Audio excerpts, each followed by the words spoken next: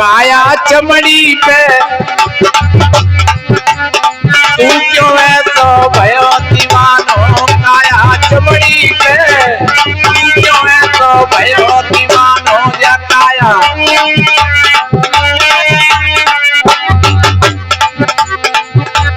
माता पिता संयोग बनाया, रज बीरज से बनी काया।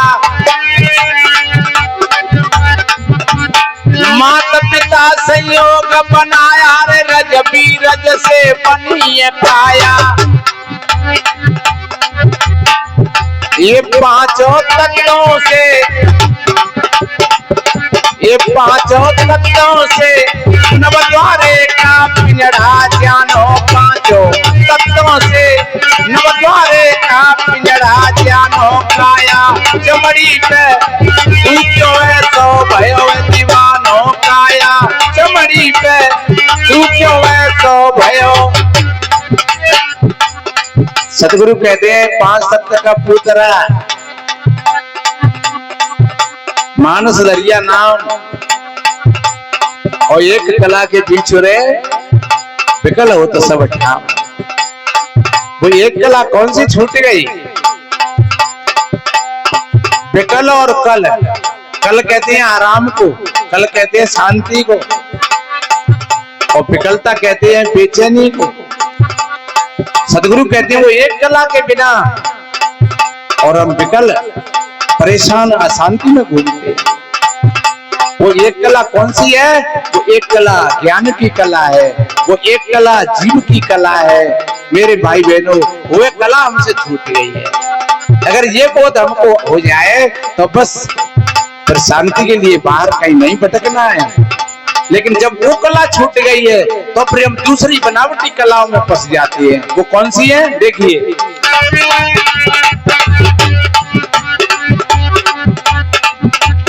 ये चमड़ी लागे अति सुंदर,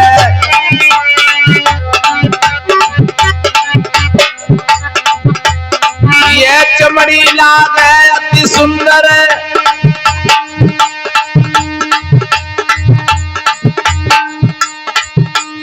जब चेहरा पे थोड़ा नूर होता है, बार बार हम बालों को संभालते हैं और शीशा को देखते हैं।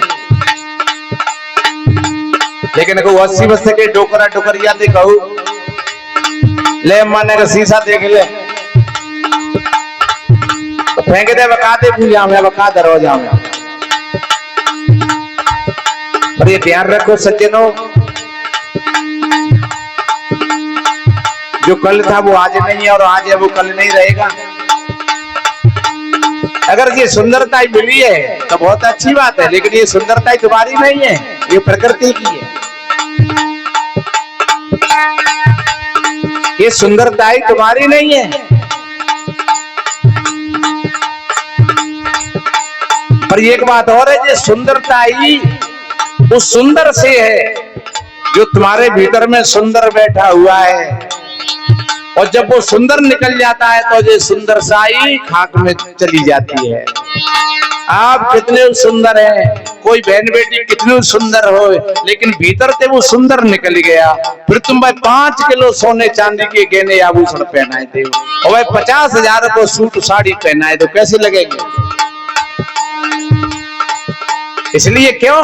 जब वो सुंदर था तभी वो सुंदर लग रहे थे सब, और जब वो सुंदर निकल गया तो सब असुंदर में परिवर्तित हो गया। जिसको कहते हैं सत्यम शिवम सुंदरम, वो सत्य है, वो शिव है, वो सुंदर है। बस वही तुम हो, वो तुमसे कोई अलग नहीं है। इसलिए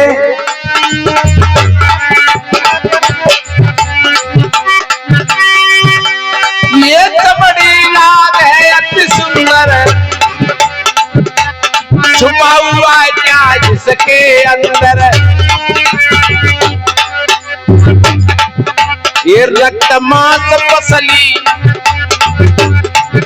ये रक्त मांस पसली, मचावे ना वीर्य बधानो, काया चमड़ी पे तू क्यों ऐसो भयो दीवानो, या काया चमड़ी पे तू क्यों ऐसो भयो दीवानो, काया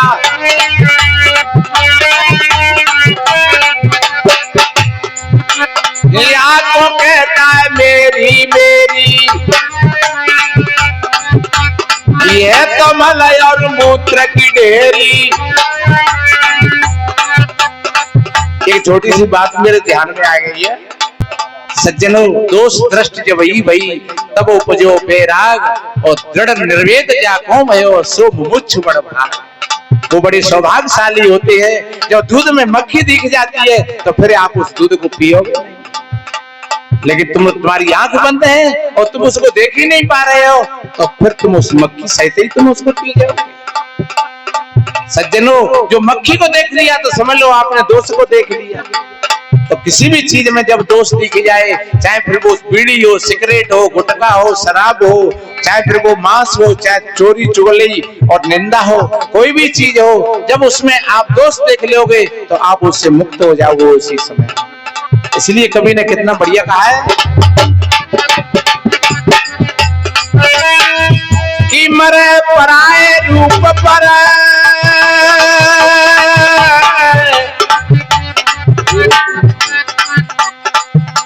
और वही रूप मति भंग,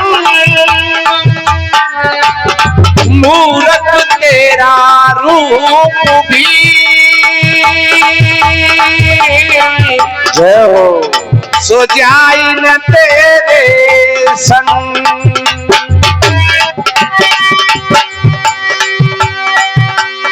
मांझ रहा इस रूप को मूर्ख दोनों छात, अरे रूपया रूप पर एक दिन उपजेगा। या तो कहता है मेरी मेरी, ये कमल और मूत्र की ढेरी, ये निज को नहीं जाने तेरो कैसे लगे ठिकानो। निज को नहीं जाने तेरो कैसे लगे ठिकानो। जकाया चमड़ी पे तू क्यों है तो भयो दीवानो। काया चमड़ी पे तू क्यों है तो ऐसो बनो पिसे को कीड़ा। ये कचरे बीच कमाए दयो हीरा। एक कीड़ा होता है ना जिसको गोबरीला कहते हैं, भाई गोबर की गोली बनाए बड़ो आनंद आता। तो ध्यान रखो ये गोबरीला भाई भीतर में धरो आज बैठा हुआ है, वो गोली बना तो रहते हैं, गंदी चीज है निकली। पर कब मालूम पड़ेगी, जब देखेंगे तभी तो मालूम पड़ेगी। इसलिए कबीर साहब जी ने कहा है साखी आंखी ज्ञान की समझ देख मन माए और बिन साखी संसार का झगड़ा छोटा था। ये एक सूत्र है, एक मंत्र है। लगता है तो फिर निवेदन करेंगे, हमारे पूज्य साहब जी विराजमान है। ऐसो बनो विषय को कीड़ा, कचरे बीच गमाए दयो हीरा। उखड़ा टुकड़ी में, ये उखड़ा टुकड़ी में अमृत त्याग पिसे रस सानो।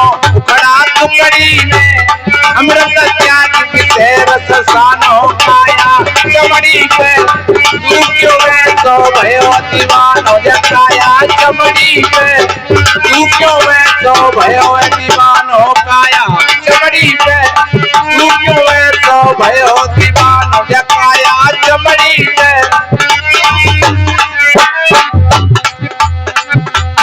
भैया ले सतगुरु की शरण, उमरिया बीती जाए रही है। यारो ले साहिब की शरण,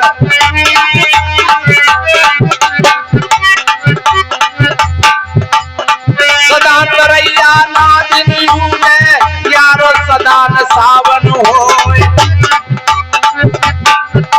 सदा न माता उर में धारे, सदा न बिटिया बाबगर होए। सदा न दुल्हा चढ़े गुड़िया पे, सदा न खेत बजे तलवार।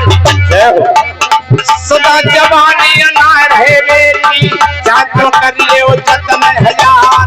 सदा जवानी अनार है बेटी, चाचो कर ले वो भैया देव सतगुरु की शरण उमरिया बीती जाए रही है, यारों देव साहिब की शरण उमरिया बीती जाए रही है। इसलिए मेरे बहन भाइयों, मैंने निवेदन किया कि वास्तव में सदा शांत रहती है समता के पीछे, और समता न रहती विषमता के पीछे, और विषमता रहा करती ममता के पीछे। ममता बढ़ाना महामूढ़ता है।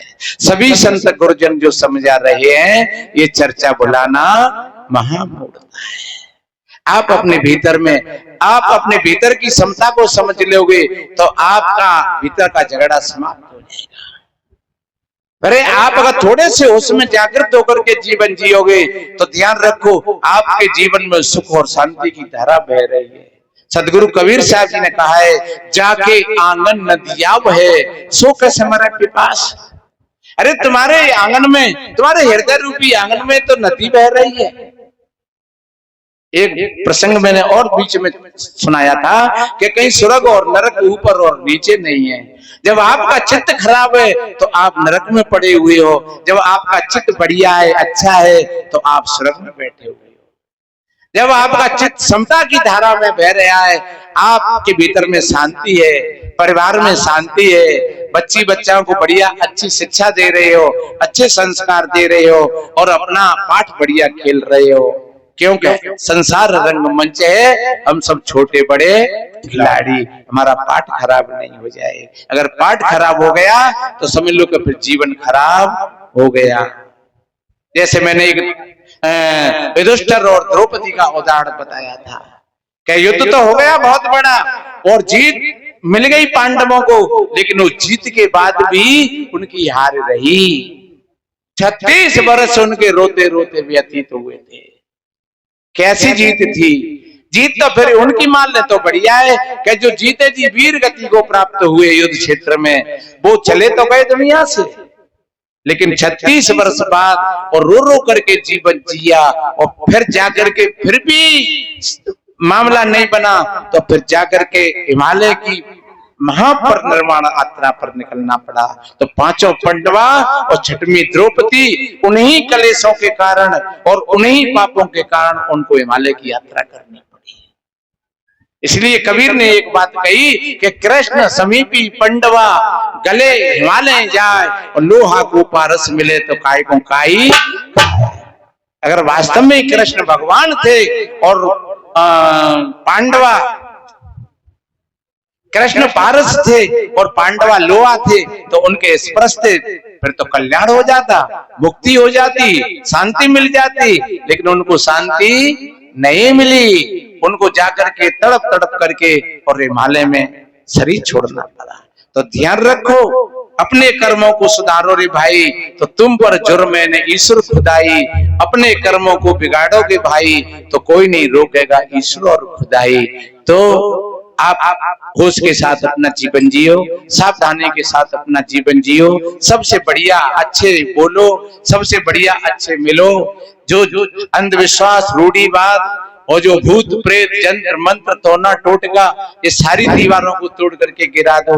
जो समाज के बीच में जो विषमताओं की दीवार लगी है, तू फलानी जाति का, तू फलानी जाति का, और अपनी अपनी सेना बना रहे हैं, अपने अपने गुरु बना रहे हैं, अपनी अपनी तैयारियां कर रहे हैं, ये सज्जनों ये विध्वंस का ही कारण है। इसमें सुख नहीं मिलेगा, शांति नहीं मिलेगी। इसलिए जहां तक हो जाए, संतों का तो काम है, कहते हैं आग लगी संसार में और झरझर गिरते अंगार, और जो नहीं होते संत जन तो जर मरता संसार। आज भी लपटें उठ रही हैं जगह जगह पर, लेकिन संतों की कुछ कृपा हो जाएगी तो देखो ये संत महात्मा जगह जगह समाज को जागृत कर रहे हैं, समझा रहे हैं कि जो जितनी विषमताएं इनको दूर करके अपना जीवन जियो, अच्छा जीवन जियो। घर में भी समता बनाओ, परिवार में भी समता बनाओ, देश और राष्ट्र में भी समता बनाओ। आपका जीवन अच्छा बनेगा, सुंदर बनेगा। संतों का भाव यही होता है, सर्वे भवन्तु सुखिनः सर्वे सन्तु निरामया सर्वे भद्राणि पश्यन्तु मा कश्चित् दुःख भाग् भवेत्। सभी के जीवन में आनंद हो, सभी का मंगल हो, और आप सभी भाई बहनों के लिए कोट कोट साधुवाद, धन्यवाद। इन्हीं शुभ मंगल कामनाओं के साथ बोलिए सदगुरु कबीर साहिब की जय। साहिब बंदगी साहिब।